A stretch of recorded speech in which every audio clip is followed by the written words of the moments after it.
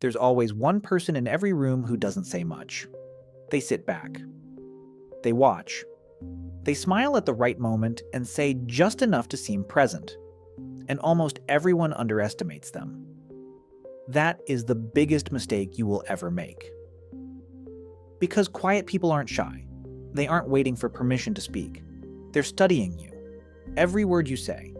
Every contradiction between what you claim and how you actually behave. While you've been talking, they've already figured you out. Here's the psychology behind it. And it's going to change how you see people forever. Picture this.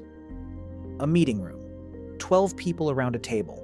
Everyone's performing, talking fast, throwing ideas, laughing a little too loud. One person sits quietly at the end, watching, taking calm, deliberate notes. 3 weeks later, that person gets promoted. Everyone's confused, but they never said anything. Exactly. While everyone else was busy being seen, this person was busy seeing. This happens every single day, in offices, classrooms, families, relationships, and the psychology behind it is deeply fascinating. Research from the University of Texas found that people who speak less in group settings process social information significantly more deeply. Psychologists call this environmental scanning. The brain actively cataloging patterns, inconsistencies, and emotional undercurrents that louder people simply miss because they're too busy generating output. Think about what that actually means.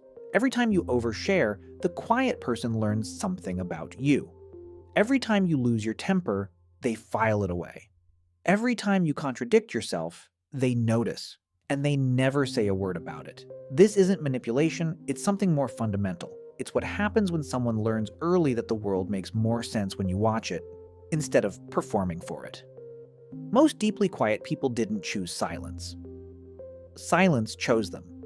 Children who grew up in emotionally unpredictable environments, homes where a parent's mood shifted without warning, where saying the wrong thing had real consequences.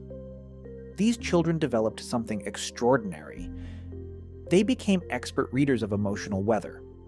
While other kids were learning to express themselves, these kids were learning to read situations before deciding if it was safe to speak at all.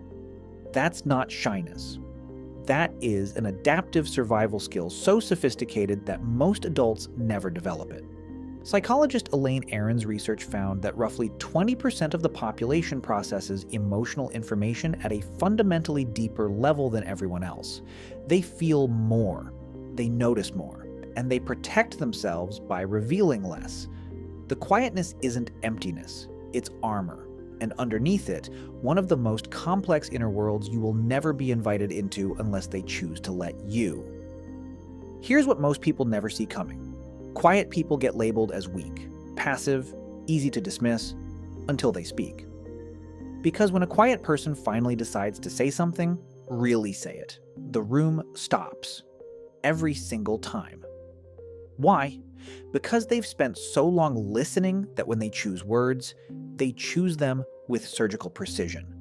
No filler, no performance, just the exact right thing at the exact right moment. Abraham Lincoln was described by colleagues as painfully quiet in meetings. He sat, listened, absorbed.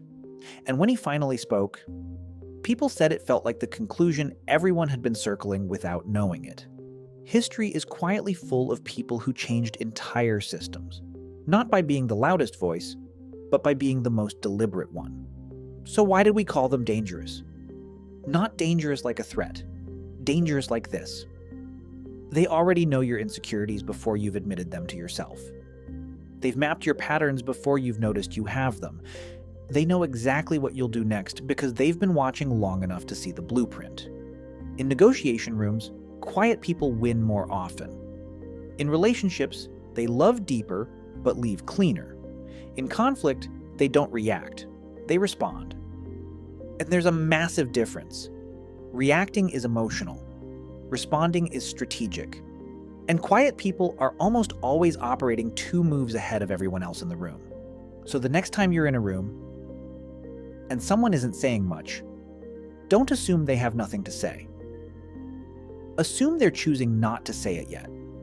Because the quietest person in the room isn't absent from the conversation. They're the only one who actually understands it.